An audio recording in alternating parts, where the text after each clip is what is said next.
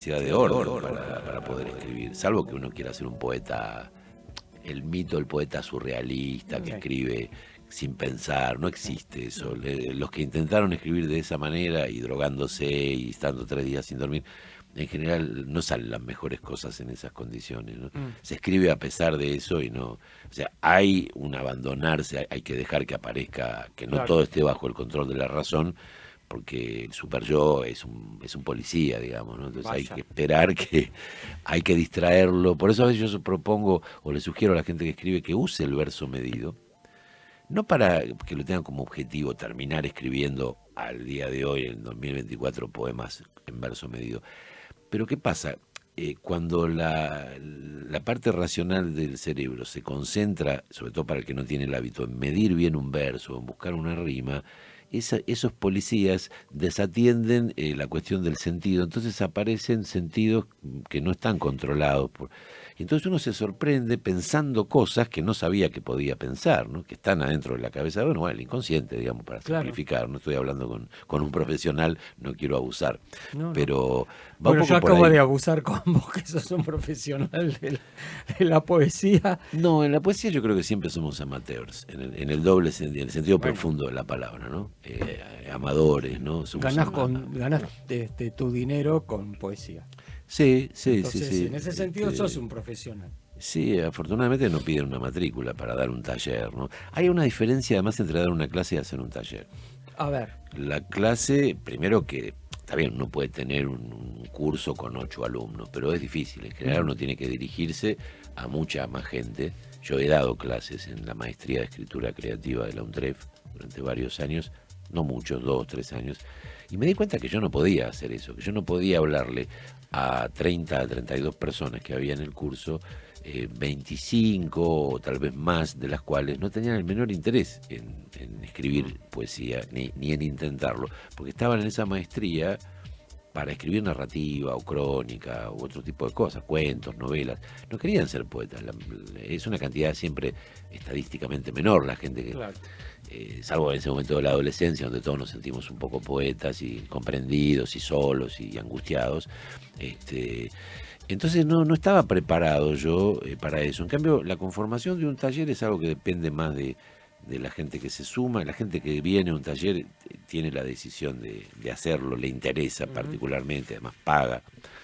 eh, y si se da cuenta que no era lo que le interesaba, porque no era eso la poesía, o uno no era la persona capaz de ayudarlo, o el grupo que se armó Mm, no lo conformaba. Por ejemplo, yo tengo un grupo que funciona hace varios años, donde hay gente maravillosa, desde el año 2021, que además se han preparado una antología juntos y varios de ellos ya han empezado a preparar proyectos de libros individuales, donde se dio una situación por la cual casi todos tienen entre 40 y pico y 60 años.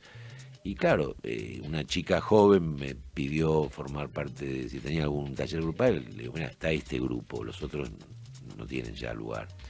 Y claro, no se enganchó, pero hay porque había una cuestión generacional, los claro. problemas de ella, su manera de decir, su sensibilidad no tenía que ver. ¿No?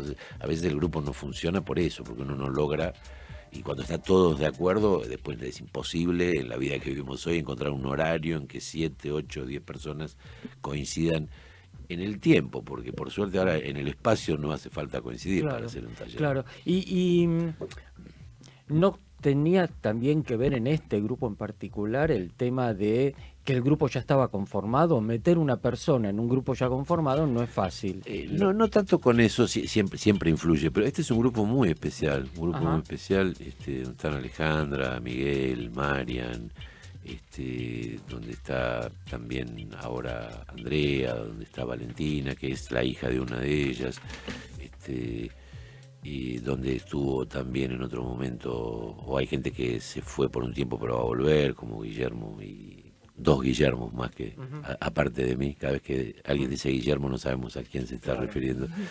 Y Vivi, que estuvo también hasta hace poco. Y es un grupo maravilloso que tiene una capacidad de asimilación de los que vienen de afuera. Es Ajá. un grupo que estables, históricos, hay 3 o 4 personas que están desde hace 4 años, pero todos los que se fueron sumando al poco tiempo Mira, se sentían muy bien. O sea, no creo que es un grupo particularmente hospitalario, respetuoso. Pues yo creo que lo que uno puede hacer no es enseñar a escribir poesía, porque no es un saber que uno tiene. Nadie tiene la verdad de la poesía dentro de un cajón ujú, o en la pileta del baño.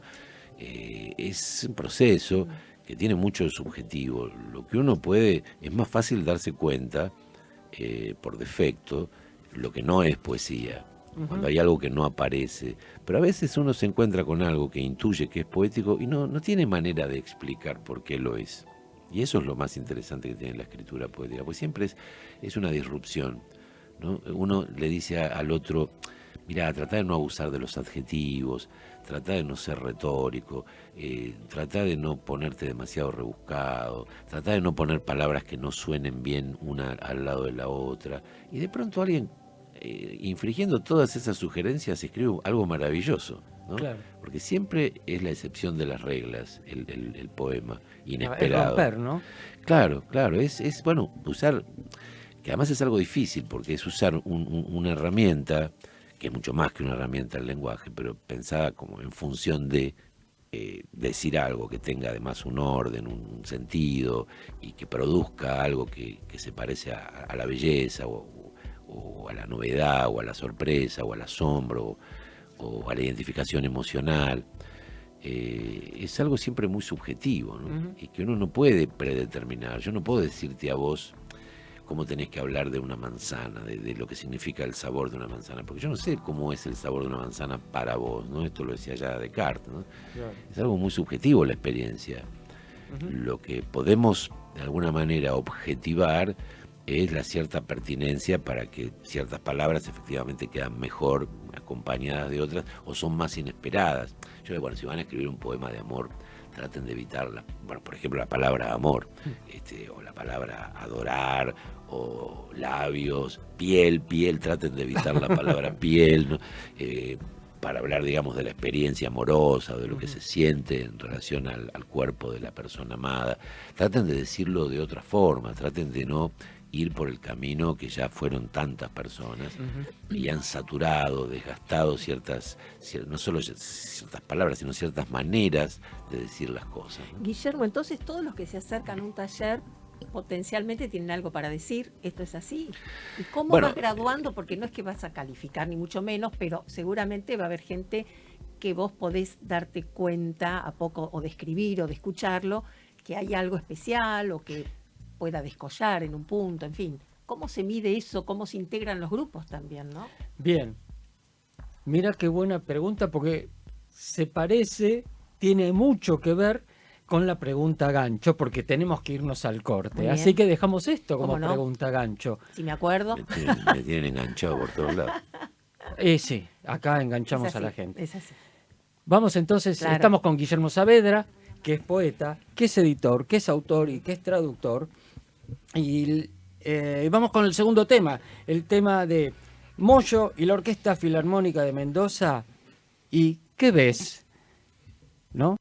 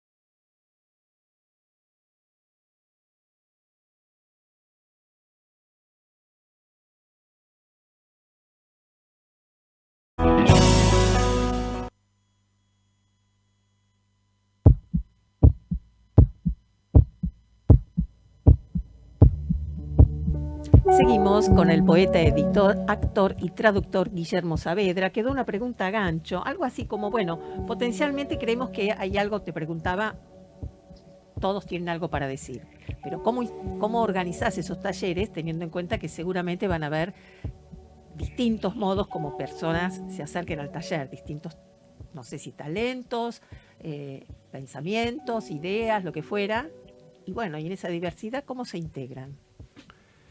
Bueno, hay un primer filtro que creo que es el hecho de que yo convoco la mayor cantidad de gente que se acerca a consultarme por los talleres, tanto de escritura como de lectura, a través de mi Facebook. Ujú. Entonces ya la gente que me conoce en Facebook, yo no soy un influencer ni mucho menos, pero tengo una cierta cantidad de seguidores y de gente que sigue lo que yo hago y lo que yo pienso sobre la escritura y sobre la función social que podría cumplir el arte dentro de una sociedad.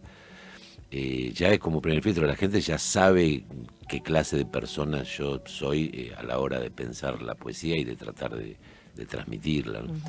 Entonces que la gente que se acerca ya tiene una cierta afinidad con eso, no Ujú. viene gente buscando que yo le enseñe a escribir poemas de amor, cursi para levantarse una chica, Ajá.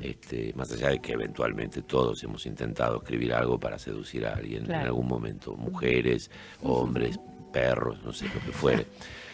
Pero ese es un primer filtro.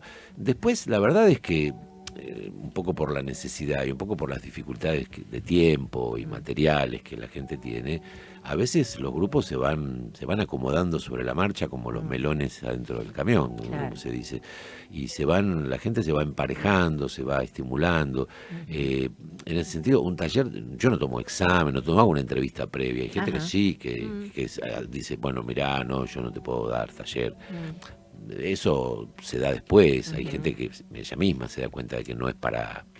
no es lo que estaba buscando, Ujú. o es un poco más exigente, buscaba una escritura un poco más confesional, más naif, no para publicar, sino para expresarse personalmente, para Ujú. compartirlo con unos amigos. Yo he ayudado a alguna gente así, pero de manera particular, a terminar escribiendo algo parecido a un libro, sabiendo tanto esa persona como yo que no estábamos convirtiéndola en un autor de Ujú. consideración, sino alguien que se daba un gusto, digamos, ¿no? Claro. En general la gente que se acerca a mí, gente con formación docente, que tiene alguna carrera, o gente que tiene un oficio distinto. Y Ajá. el mejor poeta, uno de los mejores poetas de uno de mis grupos, es médico de toda la vida. Ajá. Pero toda la vida, mientras ejerció la medicina, ahora está jubilado, escribió y Escribir. escribió y escribió, y evidentemente fue su propio maestro. Claro. Yo creo que eso es lo primero que debería pasar, ¿no? Que Ujú. uno esté en condiciones de tener un juicio personal y además, bueno, haber leído bastante y sobre todo tener una experiencia con la vida. Yo creo que la poesía está en el mundo y lo que hacemos los que tratamos de escribir poesía es rescatar las situaciones o las correspondencias, los diálogos poéticos que hay en el mundo entre las cosas y los seres vivos, ¿no? Ujú. Entre las ideas que circulan, entre las posibilidades que el mundo ofrece. Y hay gente que es muy sensible a eso y a lo mejor después no la aplica en la poesía. Mi madre era una gran poeta e intuitiva que manifestaba su sensibilidad, a veces cantando, pero sobre todo y más frecuentemente en la cocina. Ajá. Y transmitía afecto y belleza. Claro. Y yo no la considero menos artista a mi madre, y no solo porque la quise siempre mucho, y la respeté porque era una extraordinaria persona, sino porque era artístico lo que ella hacía, ¿no? Claro.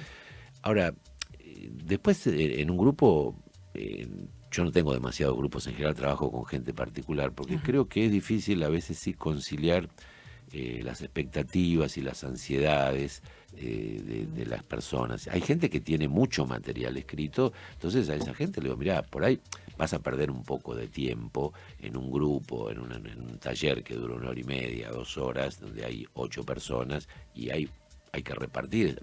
Generalmente lo que yo hago es ir turnando, ¿no? Es decir, bueno, siempre hacemos un ejercicio al comienzo, a partir de una consigna que yo doy, como para entrenar y sobre todo para que se ejerciten en las cosas que son más difíciles de que surjan espontáneamente, ¿no? Sobre todo restricciones, no usar adjetivos, no usar la primera persona, usar verso medido, tratar de hacer rimas que sean originales, hacer juegos con el lenguaje, apelar el humor, hacer poemas que cuenten una historia, poemas que inventen una cosa que no existe, ponerse en el punto de vista de una cosa y hablar en primera persona como si uno fuera un melón, un pan o una zapatilla. Bien. Guillermo, y perdón que te interrumpo, esto es de cero, digamos, empieza o esas son las consignas, pero puede suceder que alguien haya escrito algo y pretende reformularlo teniendo en cuenta todo ese nuevo aprendizaje que le puede imprimir belleza y otro modo de expresarlo. Es que ¿Se logra? eso pasa ¿Sí? todo el tiempo. Ah. No hay nadie que escriba tan bien,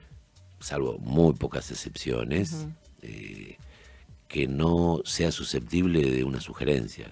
Claro. Siempre se puede mejorar lo que se escribe. De hecho, Borges lo decía, uno publica para dejar de seguir corrigiendo, porque siempre se puede. Incluso Borges tenía, de hecho los originales de Borges son espectaculares porque están todos llenos de tachaduras y siempre va poniendo opciones de adjetivos, sobre todo uno arriba del otro, porque iba tachando y agregando Qué arriba. grande. Era una maraña, trabajaba mucho sobre la corrección.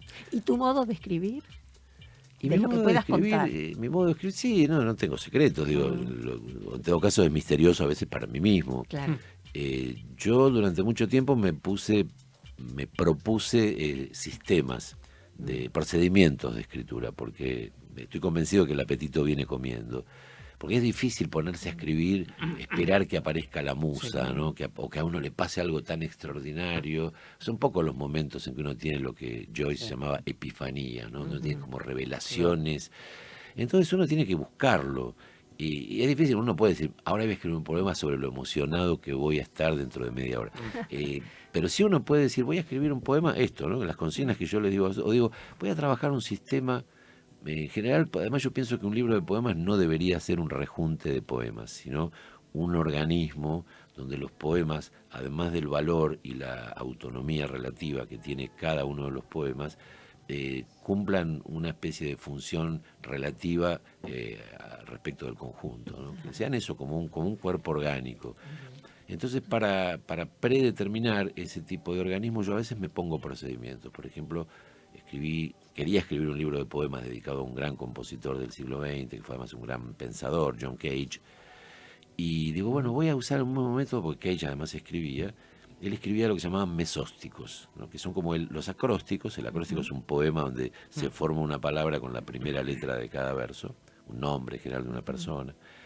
Él lo hacía, pero más o menos por la mitad del verso. Entonces digo, y él escribía poemas a sus amigos, que eran Merce Cunningham, que además fue pareja de él, o a Rauschenberg, que era un gran pintor, o a Morton Feldman, un gran compositor. Entonces yo le empecé a escribir todos poemas que formaran la palabra John, las dos palabras John Cage. Entonces ya ahí había una predeterminación muy grande, que los poemas tenían que tener 8 versos, porque el nombre y el apellido no daban más que 8 versos, tener esas 8 letras, y además tener de alguna manera que ver con la personalidad artística de Kay, con sus preocupaciones, el budismo, los hongos, obviamente la música contemporánea, la no diferenciación entre ruido y sonido. Y entonces fui armando un conjunto que, claro, tenía la organicidad de que todo tenía que ver con eso. Ahora, yo no puedo pretender que todo el mundo escriba poesía así, ¿no? Por supuesto. Ahora, a mí me sirve organizarme de esa manera. De repente digo, voy a empezar a escribir poemas sobre las frutas, ¿no? Entonces empiezo a imaginar primero una manera de aproximarme. Tengo varias referencias, hay gente que ha escrito, hay un libro maravilloso de una gran poeta uruguaya, Amanda Berenguer, sobre las frutas. Yo dije, no lo voy a leer, no lo voy a releer, lo voy a releer cuando yo ya haya terminado de hacer lo mío, para que no me influya tan directamente. En general a mí me funciona eso, pero hay gente que sin darse cuenta a veces está armando un libro porque en una determinada etapa de su vida creativa está como preocupada por una serie de asuntos que son formales, temáticos, ¿no? Entonces está muy metida, de repente tiene un rollo con su padre o con lo que está pasando en la actualidad, o quiere recuperar, no sé, su infancia. Entonces eso ya es una primera manera de situar dentro de un mismo campo semántico y emocional una posible escritura a futuro, ¿no? Yo creo que esas cosas son fructíferas en la medida que organizan un poco, estructuran, por eso digo, se puede ser hasta cierto punto estructurado para escribir poesía. Después el poema tiene que rebelarse contra eso, ¿no? Morton Feldman, que es el compositor que yo nombré hace un rato, cuando le preguntaban cuál era su método compositivo, y él decía, mi técnica es la técnica Houdini, ¿no? Que era el escapista famoso, dice, me armo una pequeña jaula de unas pocas notas y después trato de escapar de ahí, ¿no? Es un método, ¿no? Claro. Como tantos otros, cada uno tiene el suyo, ¿no? Claro. Claro. Y además de esto, haces otras cosas, no sé, clínica de... Claro, clínica, lo que se llama clínica. Bueno, lo que estaba por decir y me interrumpí yo mismo y después vos me preguntaste otra cosa.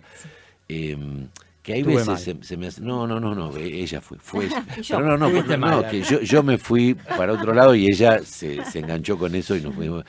Que hay veces que hay gente que viene con una cantidad de material acumulado que da para pensar en un libro. Entonces ahí es cuando le digo, vos por ahí te va a resultar un poco una pérdida de tiempo poder ir mostrando 2 o 3 poemas en cada encuentro de ese libro. Entonces le propongo, si tiene tiempo y ganas, de verlo por separado. Entonces, Claro. con varios de los que se acercaron originalmente a formar parte de un grupo, les digo, mirá, me parece que acá hay material como para trabajarlo por separado, y además para que no se aburran los otros, porque para poder profundizar hay que encontrarse con cierta regularidad, con cierta periodicidad, y sobre todo cuando hay algo que se esboza como un libro, entonces ya ahí ayudar justamente en estos aspectos al otro. Claro. Primero viendo cada poema, uno puede escribir 30 poemas geniales. Ahora después cuando intenta ponerlos todos juntos, se encuentra con algunas sorpresas que no siempre son agradables. De repente se da cuenta que en varios poemas usa procedimientos muy parecidos. Claro. Giros, maneras de expresión, recursos formales. Claro. Entonces empieza a evidenciarse algo que casi suena a un yeite, digamos, ¿no? Claro. Es decir, a un rebusque para Sí, parecer poético. Algo que al principio suena original, en los otros poemas donde sigue apareciendo sin que la persona que escribe se dé cuenta. Claro. O 4 poemas que hablan de lo mismo y uno dice, mirá, se superponen, son un poco redundantes. Claro.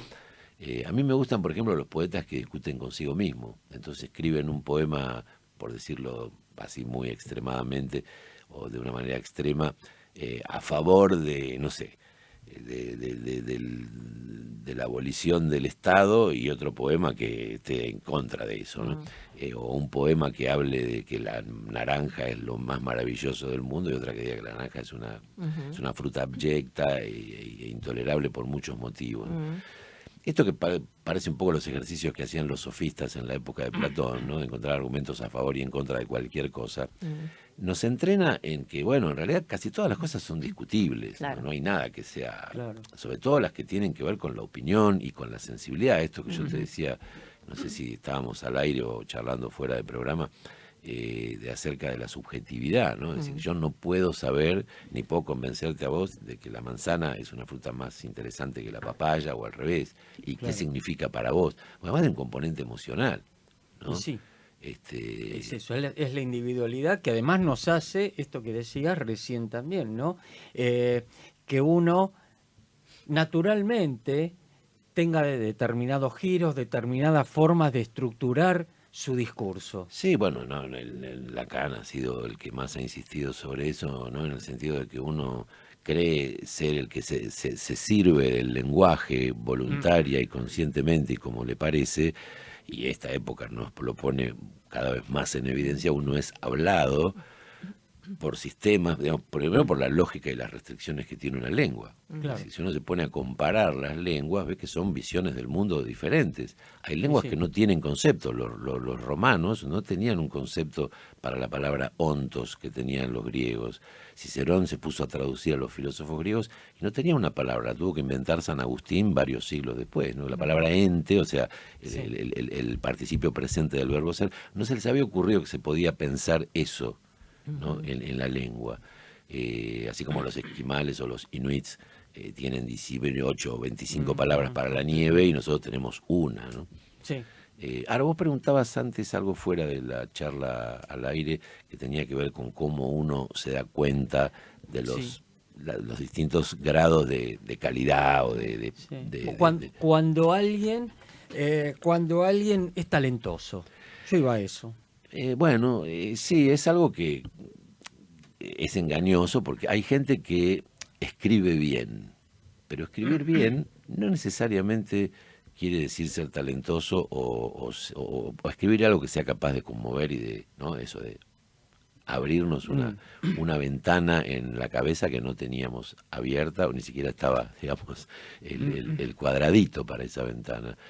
Eh, yo creo que hay que ser muy cuidadoso porque hay tantas formas de escribir poesía casi como personas. ujú, Algunas son menos interesantes que otras, ujú. seguramente, por lo menos para un cierto consenso. Quiero decir, si alguien hubiera escrito como Girondo en el siglo XVII, lo hubieran encerrado en un manicomio. No, Claro. no, no se consideraba que se pudiera escribir en verso libre, inventando palabras como más médula, Ujú, ¿no? Nada, y dedicarle todo un poema a la baba. Pero bueno, las épocas van cambiando, las sensibilidades van cambiando, y lo que hoy nos parece lo más, dentro de 30 años es una porquería, porque ya está ujú. saturado, gastado, y porque el lenguaje también se transforma y cambia, ¿no? Yo creo que hay los talentos así genuinos que nos conmueven, se perciben bastante rápidamente, ¿no? Hay gente que es talentosa de manera más sofisticada y gente que tiene un talento yo creo que es más difícil, que es el talento de la hondura en la simpleza, ¿no? Si uno es capaz de escribir 4 versos como las penas y las vaquitas Ujú. se van por la misma senda, las penas son de Ujú, nosotros, las vaquitas son ajenas. mm. Uno es un genio como Atahualpa Yupanqui, ¿no? Sí. Porque lo dice de una manera tan clara. Es toda la cuestión de las desigualdades sociales, Claro. ¿no? Y de cómo hay una cosa en la que somos universales, que es en el penar, pero en cuanto a la propiedad, no, es de algunos pocos, ¿no? Claro. A mí un verso que me conmueve muchísimo es, como es tristeza, angustia, tristeza, hasta el cielo se ha puesto a llorar. Mm, claro. Eh, Y también estás hablando de unos poetas increíbles. Claro, bueno, el tango, Claro. el tango hasta el tiene. cielo se ha Sí, puesto a llorar. Es claro. garúa, Garúa. tristeza, hasta el cielo se ha puesto a llorar. Sí, sí, sí, por eso. Los grandes letristas hacen un trabajo extraordinario, porque además trabajaban con muy poco tiempo. A veces Ujú. trabajaban sobre la música ya compuesta, entonces tenían que adaptar la letra a un Claro, corset que ya estaba predeterminado por la música, por la línea melódica. claro, la métrica. Pero obviamente hay poetas en todos los registros y en todos los niveles, no son mejores que otros, ¿no? No es lo mismo leer un poema de Trilce que leer No, una pero letra tienen su de talento. Como Cátulo decís Castillo. vos, No, como y dijiste, mucho. Es muy difícil escribir el estribillo del arriero mm, que recién yo recordaba. como dijiste vos, me quedo con esto. Como dijiste vos recién, hay distintos talentos dentro de la poesía. Uno puede ver talentos en distintas cosas, en la profundidad, en la capacidad de relacionar cosas, en la capacidad de utilizar el lenguaje y de jugar con el lenguaje. Sí, yo en el taller trato de estimular todo eso, pero además lo que trato es de que cada uno, de acompañar a cada uno en la dirección en que se dispara naturalmente, salvo Claro. que esa dirección en la que se dispara lo conduzca a una especie de abismo poco creativo, ¿no? Peligroso. Eh, Buenísimo. Guille, tenemos que terminar. ¿Dónde te encontramos? ¿Dónde te encuentra la gente que quiere hacer talleres, que quiere hacer Y lo clínicas? más fácil sería que me escriban, porque si me buscan en las redes, me pueden escribir a mi email, que es muy fácil, es gsvelador, así todo Ujú. junto, que son mis iniciales, gsvelador, como el velador que se pone en Sí, la mesita de luz con B corta, su gran libro de poemas. bueno, muchas gracias, gsvelador@gmail.com. Yo te digo que, aunque no le guste demasiado, pero te convertís en un maestro, porque esa forma tan personalizada que tenés con cada uno de tus, no sé, integrantes del taller, alumnos, llamalos como quieras, de descubrir en cada uno lo que ya tiene consigo, bueno, Sí, ahora se aprende mucho también, ¿eh? Se aprende mucho Sí, también con claro. la gente con la que hago lectura. Yo tengo varias personas que también, bueno, Claudia, por ejemplo, es una persona con la que trabajo, es una persona magnífica, que es psiquiatra, que no tenía una gran relación con la lectura de poesía. Y en todos estos años he aprendido de las preguntas que ella hace, porque es una persona inteligente y sensible, que no tenía la información necesaria, pero en cuanto empezó a tenerla, acercada por mí o sugerida por mí, ella ha ido profundizando en la capacidad de leer, y poetas que antes la desconcertaban, ahora poetas que son tan complejos como esos, los recibe con mucha más naturalidad y con discerniendo mucho mejor. Y aprendo de esa humildad y de esa curiosidad y de esa hospitalidad de ella y de esa confianza, ¿no? Porque además el intercambio de una experiencia creativa o docente es un acto de confianza mutua, ¿no? Y de hospitalidad recíproca. Total. Yo creo Bien. mucho en eso. Así es. Bueno, vamos a despedir y agradecer con un aplauso a Guillermo Saavedra, poeta, editor, actor, traductor. Y además me gustó mucho esa frase: hondura en la simpleza. Yo me quedé con esa frase que nos dejó de regalo después de Sí. esta charla maravillosa. Regalos de Atahualpa. Y te agradecemos mucho, Guillermo, por esta tarde, No, esta gracias presencia. a ustedes, mucho, en serio. Bueno, gracias. Muchísimas gracias, Guillermo, de nuevo. Vos tenías un aviso parroquial. Vos también, pero Yo bueno, voy tengo para el varios. 15 de septiembre en Cambalache, en la calle Defensa. Después les voy a dar otros datos más concretos. Vamos a estar haciendo tango con Martín Zabaluga en guitarra y Lucas Gómez en bandoneón. Así es que luego, bueno, sucesivos sábados iremos dando más detalle de esto. No, solo quería aclarar que recién me referí a esta persona, a la amiga psiquiatra, Sí. y se llama Graciela. Bien, Graciela. muy bien. Graciela Claudia, pero sobre todo Graciela. Muy Bien. bien. Hecha Perfecto, la hecha la rectificación. aclaración. Y también vos? queremos invitarlos Sí, a a ver. Teatro en Alerta, ciclo 2. A ver. Nos cuentan que se renueva la cartelera de la exitosa propuesta de Teatro en Alerta en su segundo programa. El ciclo de teatro político presenta 3 obras breves que buscan dar respuesta a los permanentes ataques del gobierno actual contra la cultura y el teatro en particular. Las obras que se presentarán a partir del 1 de agosto son Gatito Mimoso, con dramaturgia y dirección de Claudia Quiroga; Botitas, panfleto monárquico, dramaturgia de Sandra Franzen y dirección de nuestro amigo Tony Lestingui; Cosplayers, la precuela, autor Leandro Airaldo, dirección Germán Rodríguez. Jueves de agosto en el Teatro Tadrón. Estuve el jueves, buenísimo, es para no perdérselo. Muy bien. Nosotros nos reencontramos el próximo sábado a las 5 de la tarde en Famosos Entre Nosotros por Radio Tren Topic. Que tengan una muy buena semana, que lo pasen lindo. Chao. Chao.